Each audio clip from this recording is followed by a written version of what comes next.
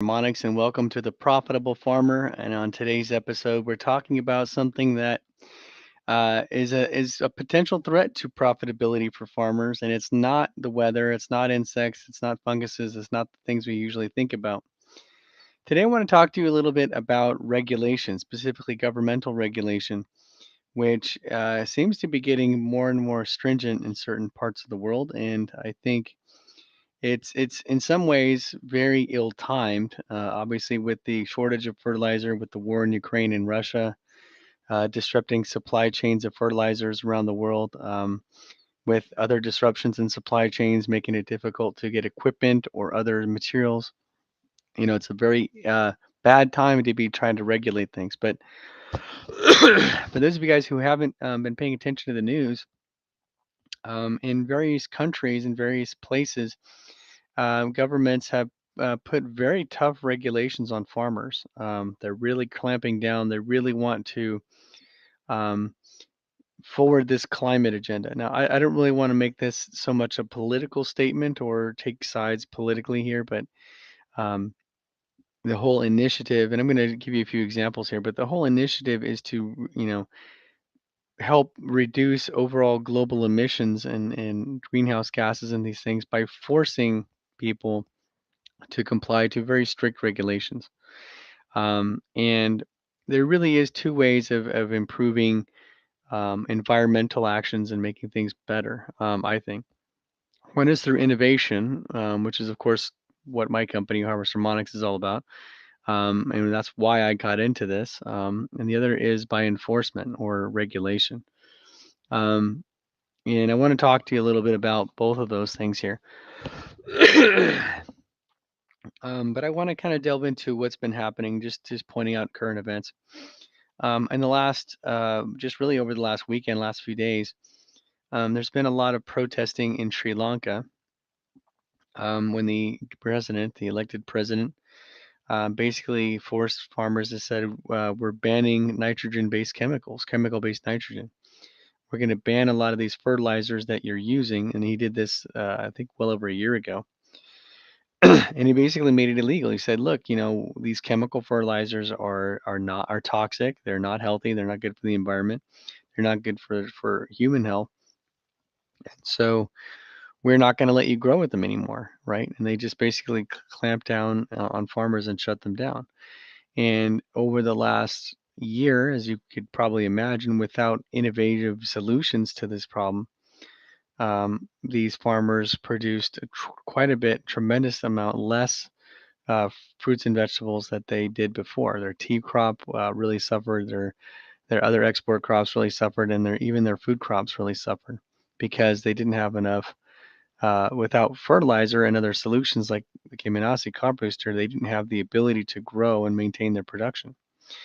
And so it was very interesting when they clamped down on this, and now it's gotten so bad in Sri Lanka specifically that not only the farmers but the population who just stormed the capital. And as far as I read today, they basically forced the president to resign. They forced him out of office. And they said, "Look, we're starving over here, and I don't care how great you are, what great your intentions might be in terms of the environment. We are starving here, and this isn't working." So they basically ousted their president.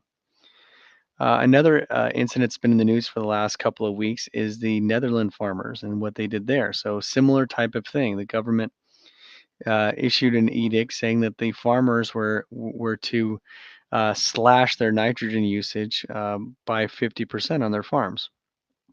And what does that mean? That means that with less farmers, with less nitrogen, they're going to create less output. They're basically saying, look, nitrogen is a very serious greenhouse gas, and you're no longer allowed to use this. You need to cut your production to save the environment. Now, the interesting thing about this is, I actually like the environment. I like environmental protection. I like environmental policies. One of the reasons I got into this business actually was to help farmers with this, so that they could improve the quality of the food and the quality of our environment. That was one of my main goals. But there again, it goes back to What is your approach to that? I mean, if you listen to the Green New Deal and AOC and all these guys in America and other these countries, other these politicians in other countries who are very very severe in their approach. They want to cut nitrogen, um, and they want to really cut the production of nitrogen. And I want to cut it too. I'll be honest with you. I want to cut nitrogen usage. I want to cut these toxic chemicals out of the food supply just as much as everybody else. But the point is, if you're doing that through regulation, you're doing that by force. You don't have an optimum solution. In other words, you don't have an alternative to what they're doing.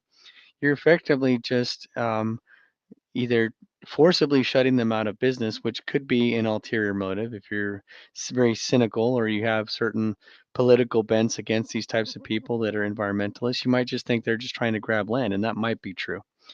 But the interesting thing is, the use of regulation. If you tell somebody they can't do something, and it's their livelihood, it's how they make their living, it's how they pay their bills, it's how they feed their family, and like take that away from them, and you don't give them any kind of alternative to be able to use something different or do something differently or whatever, then you're basically just suppressing them and trying to destroy their lives. And I think that's kind of what happened in Sri Lanka. And I think that's to maybe a lesser degree what's happening in the Netherlands. Whether they intended it that way or not, that's kind of what's happening. And so the other side of regulation is innovation. If we can all recognize that, yes, the nitrogen output of farms, the nitrogen that's going into the air and into the waterways is a problem and it is something that needs to be solved. If we all agree on that, right? I don't think there's that many people that would really disagree with that. So if we all agree that that's a major problem and it needs to be addressed, then I think we need to address it through innovation. Okay. And innovation just means that we're creating new things or new ways of doing things that are allowing us um, to you know achieve the same goals we want to have. In other words, have good quality produce, have enough food to feed everybody, and enough yield to feed the farmers who are producing it for us, and yet not doing it in a way that's harming the environment. And a lot of sustainability issues, regenerative farming, microbial out products like our crop booster, all these types of things are innovations that are designed to help farmers do more with less, right? Our crop booster is an irrigation device. It's a system that installs onto an irrigation system, and it uses a very unique signaling system to boost photosynthesis in plants, and that tremendously improves output. It tremendously improves yield, and it does so without adding nitrogen or fertilizers. In fact, we have several large farms that are jumping on board to do trials with us where they're going to be reducing their fertilizer usage by 10%, 20%, 30%, 40%, just to see if they can maintain the same kind of output that they're currently getting with 30, 40, 50% less fertilizer. Then boom, now we've actually solved this problem, right? Now we've solved this problem and we've done it in a way that doesn't hurt the farmer also. I think it's a very big mistake to sort of make farmers the enemy here. And the farmers are just trying to do what they do. They're trying to get a good crop out and they're trying to feed their families, and they work hard at it and they should be supported in that. There's no farmer that I've ever talked to that's all pro chemical, right? That if he thought there was a better solution than chemicals, he wouldn't jump on that.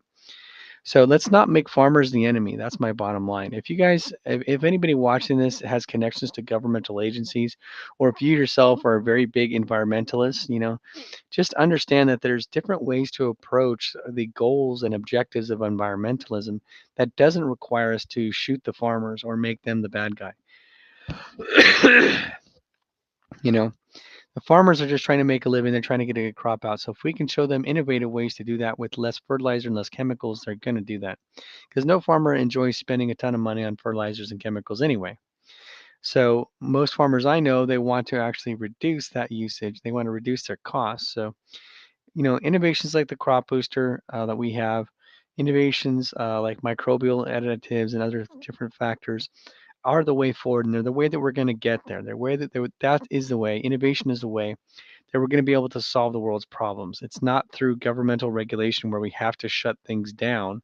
I mean, that should be the absolute last ditch effort. Like, if there's a hole in the ozone layer the size of the United States, and we're all going to fry, okay, maybe then you have to resort to regulation, right? But in the meantime, the problem is not such a problem that we can't solve it through innovation. And I think when you provide a solution for farmers, they're going to go to that solution. I mean, our Kiminasi plant booster can reduce fertilizer usage or nitrogen usage by 30 to 50%.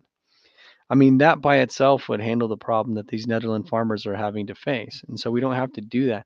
If the Netherland government was smart, instead of demanding that they just cut their fertilizer usage and that's it, they would demand that they use the Kiminasi plant booster, right? They say, here, you guys all have to install this on your farm, and that's going to allow you to reduce your fertilizer usage without you losing yield and quality as well. Like if the government was smart, they would have called us at the number you see below here. Actually, it's over here, right there, right there. There's the number here. Call us. So Netherlands government, call us. It's right there. Or if you want to email us because you don't want to call overseas, I got it. No problem. So you can actually just email us at I want to give you science@harvestharmonics.com, because if you want to know how this works, I'm sure you want to know how you can do this, or you can call me at service@harvestharmonics.com too. So if you're an environmental group and you want to solve this problem without having hundreds of thousands of farmers protesting and clogging up your roadways and clogging up and dumping manure on City Hall, then send us an email, okay, Mr. Prime Minister of the Netherlands. We will help your farmers reduce their nitrogen use by 50%, and we'll help them do that in a way that's going to allow them to still produce a really good quality product and a good living for themselves, so they don't feel like you're taking their farms away.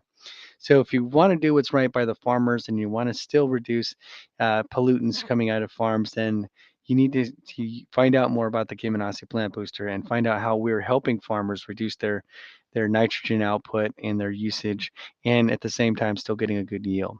So if you're a farmer and you're finding yourself in this situation, or quite frankly, this is coming, guys. I have this sneaking suspicion that this type of regulation, this regulatory method of just forcing your agenda on people is not going away, unfortunately. I think it's very misguided, and I think it's a mistake, and I think it's led to some serious problems. I mean, just look at what happened when they closed down the Keystone Pipeline. America went from an energy independent country with very low gas prices and very low environmental problems to within 6 months, increase almost doubling the fuel cost. And now we're getting fuel from, oil from Saudi Arabia and everywhere else, where it has to be literally shipped across an ocean. I mean, how much environmental damage is that doing every day? And I'm not going to get political with this against our current administration here, but the bottom line is, I think you can identify a smart policy versus a stupid policy, and I think that was stupid. And I think, just going to a farmer in your country and saying you have to cut your fertilizer use within the next, year, or we're taking your farm away. I think that's a very bad way to go about doing it. These guys work hard and they should be supported, not suppressed. So if you guys want to, if your governmental agencies want to help your farmers instead of just issuing demands that they go out of business, then give us a call and let us work together with you and with your farmers so that they can still make a good living, they can produce a good quality fruits and vegetables, and they can do so with less environmental problems and less environmental damage. I think that's the win-win that everybody's been looking for, and we can solve this through innovation. We don't have to solve this through regulation, which forces people to do something they don't want to do. So if you're a farmer, whether you're in a situation where they're enforcing these types of things on you already, or if you just want to get ahead of the game before these regulations come out in these different regions, and you want to just be able to be prepared for these types of things before they become mandatory. Again, the Kiminasi plant booster is going to make your farm so much more efficient than you currently have. It's going to produce so much better quality fruits and vegetables, and it's so much better for the environment than using chemical-based solutions. That's really all I got here. And I see Hossein. I will explain more about the product if you want to send me an email at service@harvestharmonics.com. I'm happy to send you the full overview of our technology. I don't want to do that here right, for this particular show, but I'm happy to work with you guys. And I want you guys to understand and be able to see the important benefits of the Kiminasi plant booster and innovative solutions as a whole. Because I think if we innovate, we can actually achieve our goals faster without leaving people behind. So that's all I got today, guys. I hope you guys join me. I hope we get a lot more governmental agencies than we already have. I hope we got a lot of universities that are interested in this, and I hope we get a lot of farmers jumping on board with this. Take advantage of our offer now and become part of the future of farming today. Don't wait till the future catches up with you and then you're scrambling to survive. Take part in this opportunity, get more innovative, and become part of the future of farming today.